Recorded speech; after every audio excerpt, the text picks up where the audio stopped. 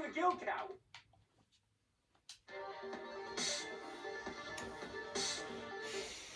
Welcome to Kill Count, where we tally up the victims in all our favorite horror movies. I'm James A. Janice, and today we're looking at Silent Night, Deadly Night 3. Better watch out, motherfucker! Released direct to standard definition video in 1989. This film gives us the conclusion of the Billy/Ricky Chapman trilogy, and unlike Part 2, is actually a fully filmed feature-length original movie. And although Eric Freeman's crazy ass doesn't return as Ricky, we trade him out for Bill friggin' Moseley, legend of the horror genre, best known for playing Chop Top in Texas Chainsaw Massacre 2. Chop Top. Those two promising facts can't fix what is one of the most boring and lackluster movies I've ever covered on the Kill Count. Like, yeah, it's a full 90 minutes, but it might as well be a 20-minute short film that happens in it. The gist of it is that Ricky, looking like a Venture Bros character with his brain exposed, is chasing after a blind girl with psychic powers. Again, sounds like it could be fun, right? I assure you, it is not. But hey, after this, we get some really fun weird shit in parts 4 and 5, including the triumphant return of Clint Howard to the channel. So just bear with me for this movie and join me as I count the kills.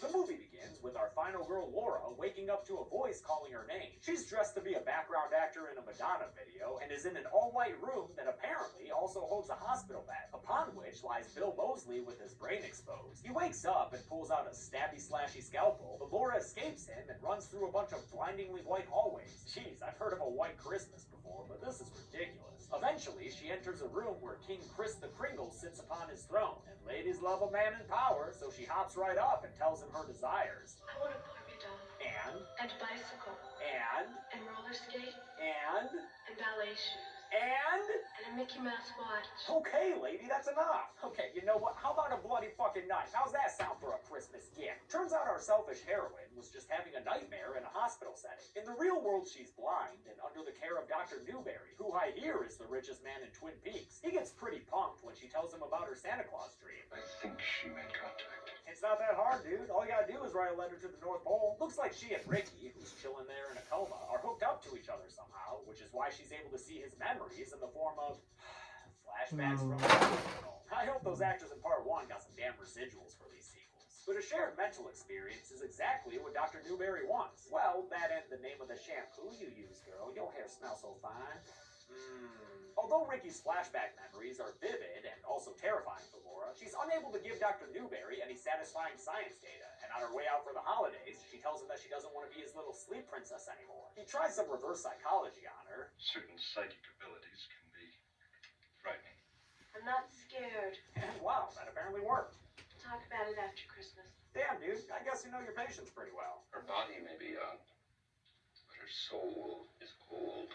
Oh, okay, maybe a little too well. He's off there, Chief. She'll be back. And then she'll let me go as deep as I want. Yo, dude, phrasing. She likes it. I mean, Loves it. could you please just... She can't resist it. What are you even talking about, man? She wants to penetrate his mind. Oh, Skull fucking the serial killer. Okay, that's cool then. Out in the main hospital area, Laura asks a receptionist to let her know when her brother arrives to pick her up. I'm very busy, miss. Yeah, and I'm very blind. Could you please just give me a heads up when he gets here? Shit. Her brother Chris is equally 80s in his attire and can probably relate to Ricky pretty well, since he's played by Eric DeRay, who spent a whole season of Twin Peaks also in a coma. The two of them have a loving sibling relationship where they're comfortable telling weird jokes. You know how P Brain gets his belt off?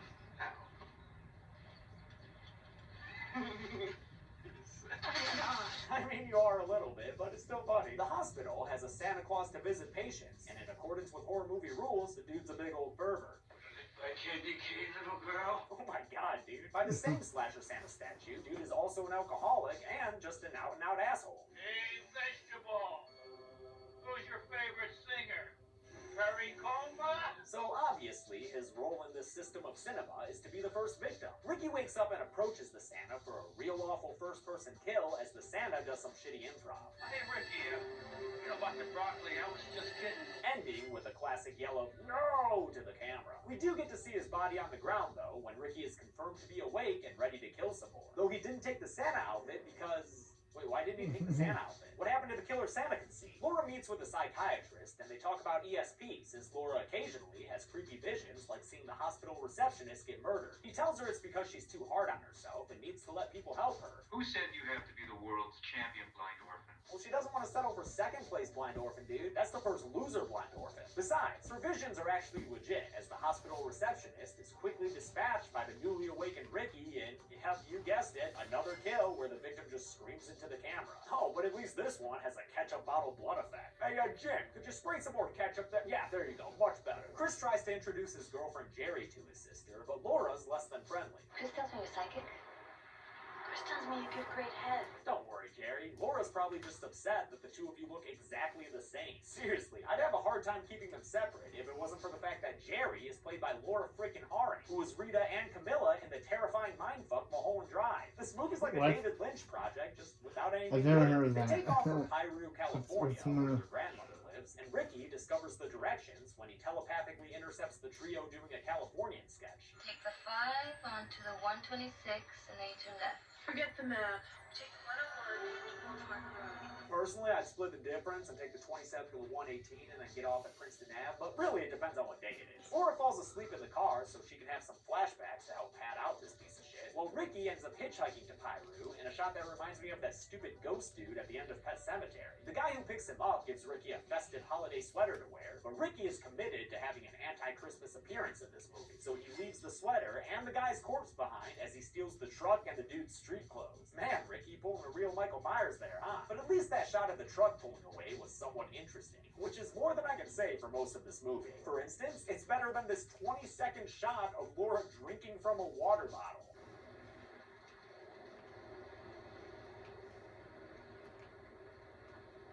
See, you don't even need flashbacks to pad the shit out of this movie. During Ricky's road trip, we get another body for the count with one of those awful into-the-camera kills, this time of a gas station attendant who dies while his girlfriend waits for him to come back to the phone. Sorry, lady, he's not going to be able to give you any full-on phone sex anymore. But maybe he could interest you in a little bit of phone head. Ricky inexplicably beats the kids to Grandma's house, but it's weird that she didn't see it coming since she's apparently psychic too. Phone's gonna ring? I don't know, maybe it doesn't work like that. Grandma's real nice to the silent chrome-domed Ricky, giving him food to eat and presents to open, but either the red wrapping paper or just the festive activities in general flips the kill switch on in Ricky's exposed brain, and he kills Grandma off-screen as she screams. Wow, so far, this movie's blood budget is a single bottle of ketchup. The kids arrive at Grandma's house, and since she's apparently not home, Chris and Jerry get to tongue-fucking in her living room. Yo, dude, your sister's blind, not deaf. She can still hear all that spit swabbing. Now, this is when this already slow movie completely grinds to a halt. Literally nothing happens after they get to Grandma's house, aside from a cramped bit of tubby time between Chris and Jerry. Seriously, we watch Laura listen to the TV for like a minute straight.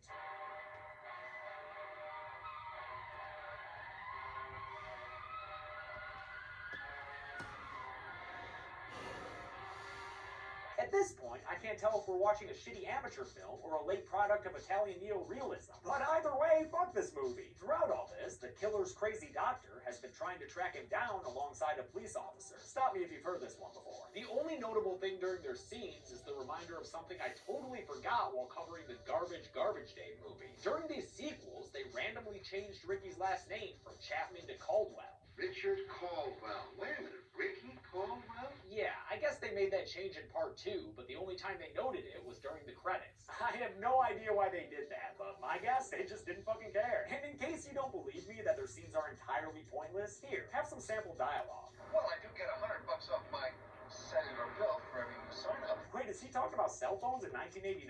Maybe these characters really are psychic. After they find the decapitated body of the gas station attendant, the lieutenant admits that he's probably gonna fucking murder Ricky when he finds him. And Dr. Newberry doesn't like that because he wants to use Ricky for mad science. Ricky isn't a killer. He's a way to stop people from killing.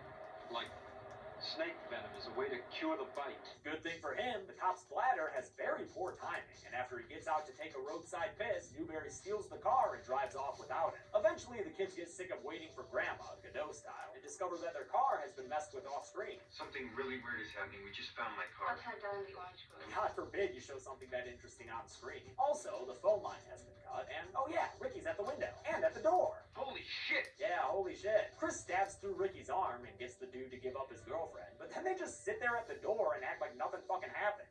You almost killed him. not her he's after. Hey, I know you're not used to this, but something just happened in this movie. React to it. Acting is reacting. Because of the attack, Chris goes and finds his granddad's old shotgun. It's Granddad's old greener. Wait, greener? How many damn firearm terms am I gonna have to learn doing this show? Now, Chris may have the greener, but Ricky is meaner, and although he's a killer, he thinks guns are for wieners. Instead, he gets his rocks off by choking Chris to the ground and stabbing him with that knife. Oh, sick. Look at all his head fluid move as he watches the girls run away. Splashy splashy. Dr. Newberry pulls up to Grandma's house and is all like, "Yo, Ricky, what up?" He slowly approaches his favorite Pyrex patient, and they clasp hands together. But then Ricky stabs him in the gut with his knife.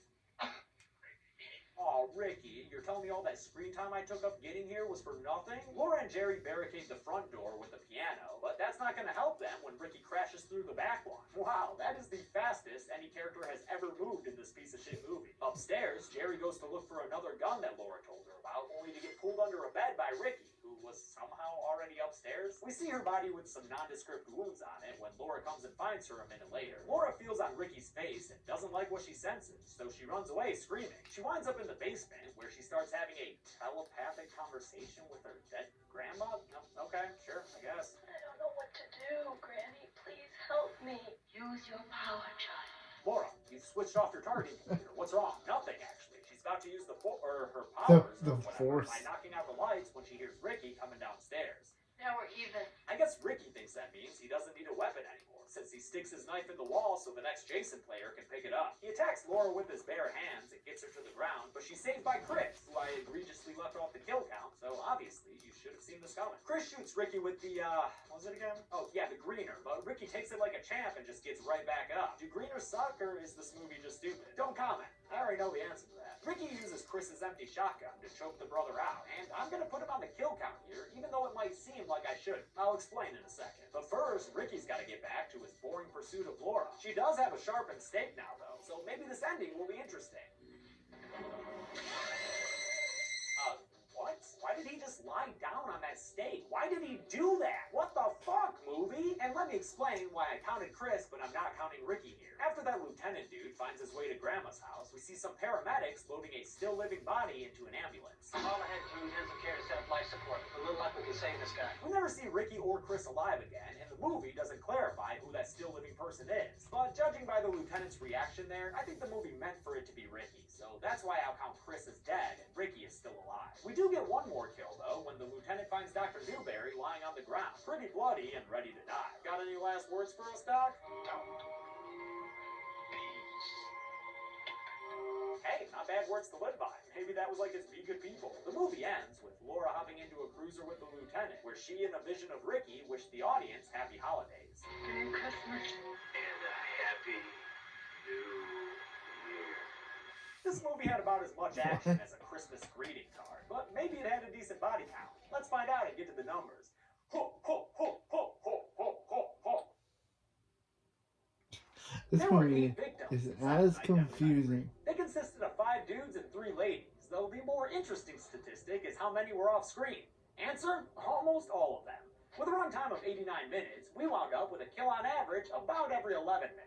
I'll give the Golden Chainsaw for coolest kill to, none of them. None of these kills deserve that award, Oh, on screen or not. wow. I don't reward movies that don't First try. time. And so the Dawn Machete for lamest kill will go to all of them. Most of them are the stupid victim screaming into the camera style. One of them very obviously uses a ketchup bottle for effects, and both of the on-screen ones are a big fat fuck off movie. And that's it. Silent Night Deadly Night 3, Better Watch Out, was released direct-to-video in 1989. It ended the murder Santa part of this franchise, not with a bang but a whimper, and the following year's part 4 would be a totally unrelated and totally insane story about witches and bugs. Wait, that sounds familiar. Until then, though, I'm James A. Janice. This has been The Kill Count. Thanks a lot for watching this week's Kill Count.